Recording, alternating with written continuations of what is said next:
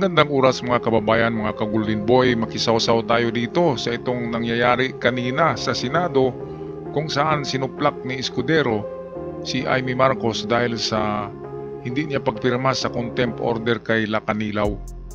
Well, napakagulo kahit saan pumupunta ang usapan nila diyan sa Senado.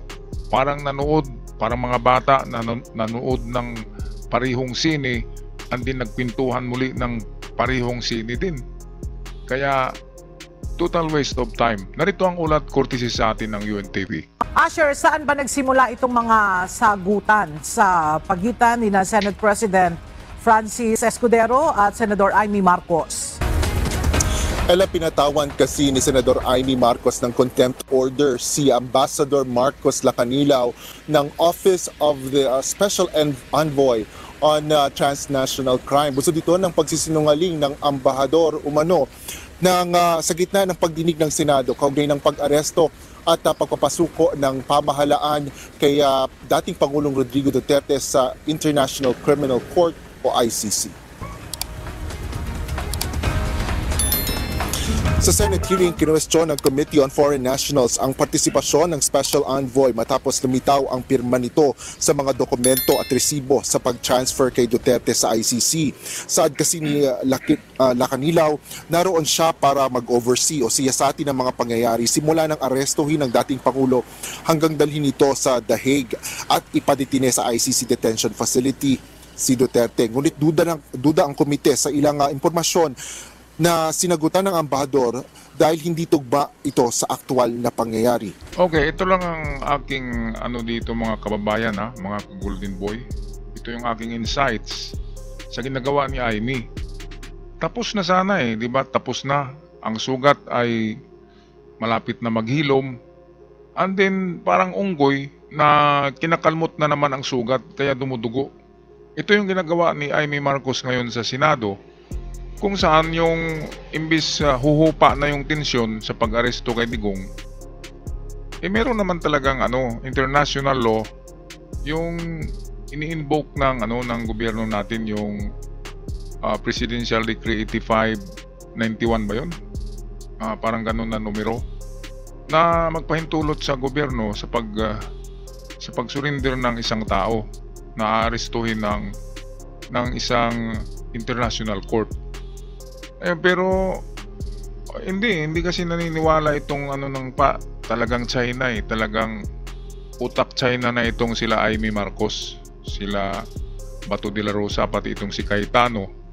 Kasi hindi nila tinitingnan yung yung decree na yon, yung batas na yon na pwedeng isurrender nga ng otoridad natin sa Pilipinas ang isang kriminal na pinaghahanap ng International Court. Pinaliwanag na yan ni Boying Rimulya, ang Secretary of Justice. Kahit nga sa Secretary of Justice hindi naniniwala si Amy. Inaano pa rin niya na nagsinungaling, ano bang klase yan? Di ba nung nakulong si Leila de Lima, di ba?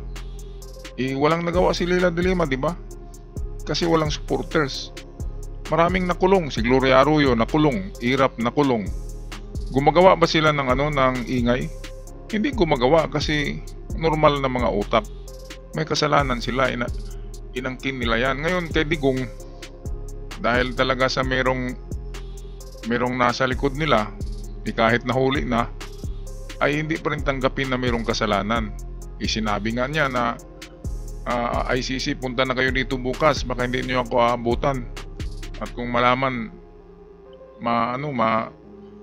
matiyak na siya may kasalanan, handa siyang magpabulok sa bilangguan. Yun ang sabi niya Meron yan dito sa video. Tingnan natin mamaya. Okay, so patuloy tayo sa ating panonood nitong video courtesy ng UNTV at bigyan natin ng reaksyon. Matapos makailang ulit na paalala at babala ay na-cite in contempt si Senador Ronald Bato de la Rosa or na-cite in contempt ni Senador Bato de la Rosa si Lacanilaw na inaprubahan naman ni Senador Marcos. Umapila pa si Justice Secretary Crispin Rebulla sa contempt order, ngunit idinitine pa rin ang ambassador sa Senate pagkatapos ng pagdinig ng Senado bandang alas 7 kagabi. Makalipas ang nasa 2 oras, naglabas ng pahayag si Senador Marcos na pinalaya na sila Kalinaw dahil anya tumangging pirmahan si Senate President Francis Chis Escudero sa contempt order gaya anya ng ginawa nito sa sabina laban sa mga administration officials. Nagpahayag pa ang presidential sister ng pagkadismaya at tinawag na dangerous o mapanganib ang desisyong ito ng tagapangulo ng Senado. Paliwanag Ito, baliktad. Ang desisyon ni Amy at saka ni Bato na pag-contempt kay Kanilaw, yung ambassador to envoy to international crime, sila Kanilaw, ay gustong ipakulong nila sa Senado. Kaya anong ground nila na ipakulong? Yang dapat ipakulong nga dyan si Bato dahil wanted, di ba? Siya yung may kasalanan, siya pa yung dapat kasi gumawa din ng other hearing at din tirahin itong si Bato para manahimik na ito. Bakit naman kasi pwede pang magsalita ito? Di ba? Itong si Bato, nanggugulo na lang ito kasi alam niya bilang na ang araw niya at kukunin na rin siya ng Interpol. At ayon sa ating batas, meron tayong batas na i-invoke natin. Ito yung Republic Act na 9851 kung saan pwede nating isurrender, ibigay sa taga-International Criminal Court ang ating kababayan na narito sa Pilipinas na nagkaroon ng pagkakasala sa International Court. Kaya tulad ng ICC ay kapag ang ating gobyerno ay makipagtulungan sa kanila ay pwede talagang arestuhin.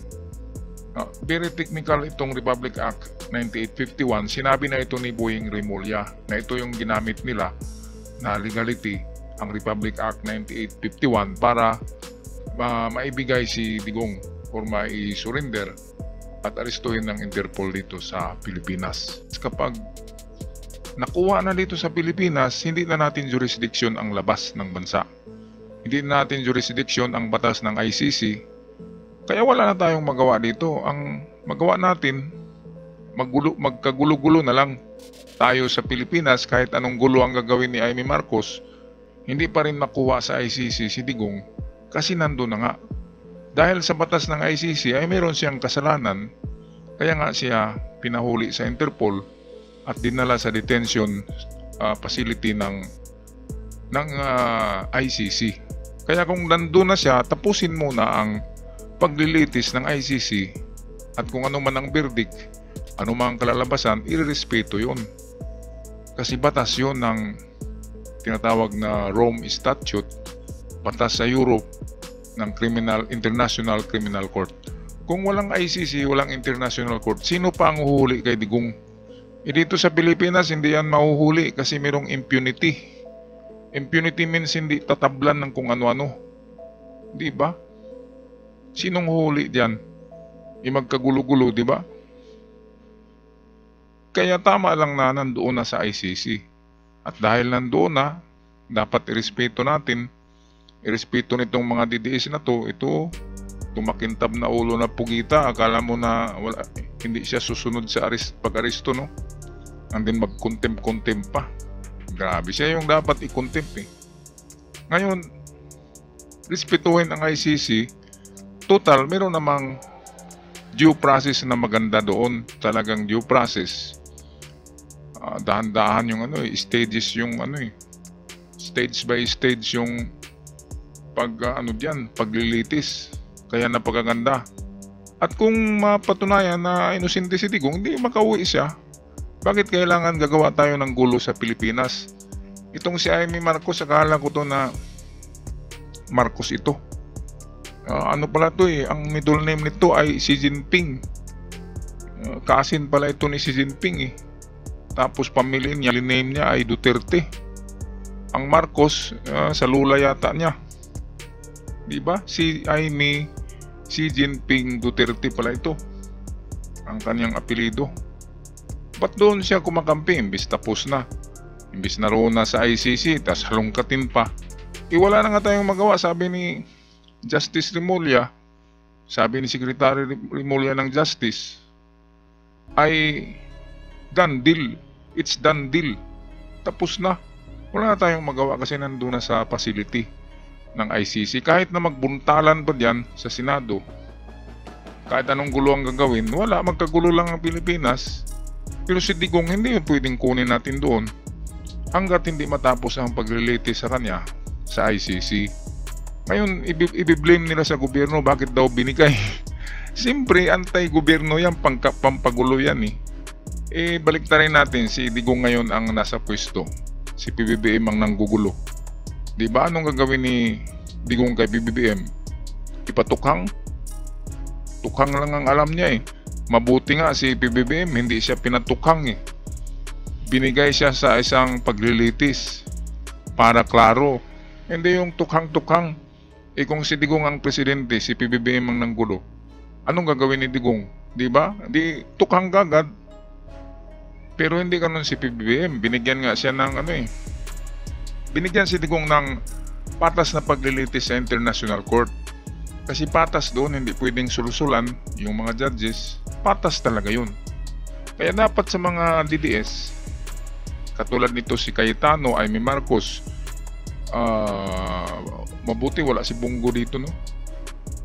Si Calvo Bato, Pugita de la Rosa, at yung bad boy biguti Ruben Padilla. Dapat mag-intay lang eh. Total, mayroon namang napagagaling na attorney si Digong sa ICC. Diba? Bakit kailangan magkagulo? Ito lang ang sa akin mga kababayan, napakagastos ng bawat oras ng sesyon dyan sa Senado. Hindi bababa sa 3 million bawat sesyon ang gastos dyan. Bawat araw na may sesyon ay nasa 3 million mahigit ang budget dyan. Sayang ang pera eh. Bakit nagiging 3 million? Kasi lahat ng dumalo dyan ay mayroong mga tinatawag yan na honorarium. Yung lahat na umupo dyan.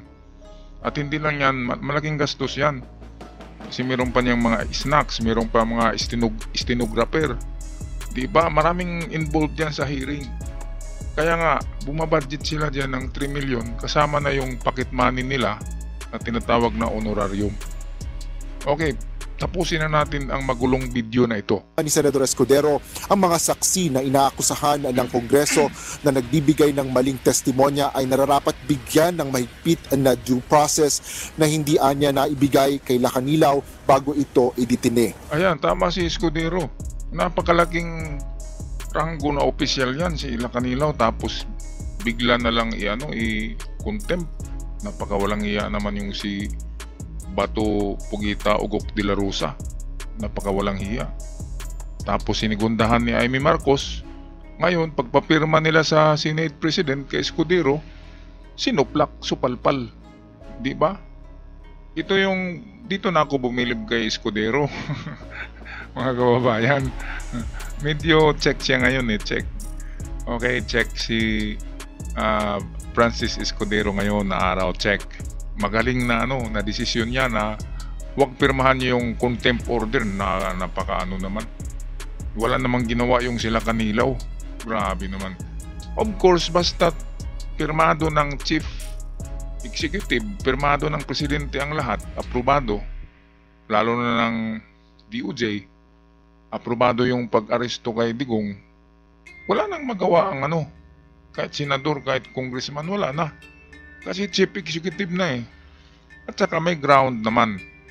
At saka wanted talaga siya ng ICC noon pa. Dahil sa crime for humanity. Bakit ba hindi matanggap ng mga DDS na meron talagang krimen na overwhelming na crime, tinatawag na napakalaking crime for humanity? Bakit hindi ba yun nakikita?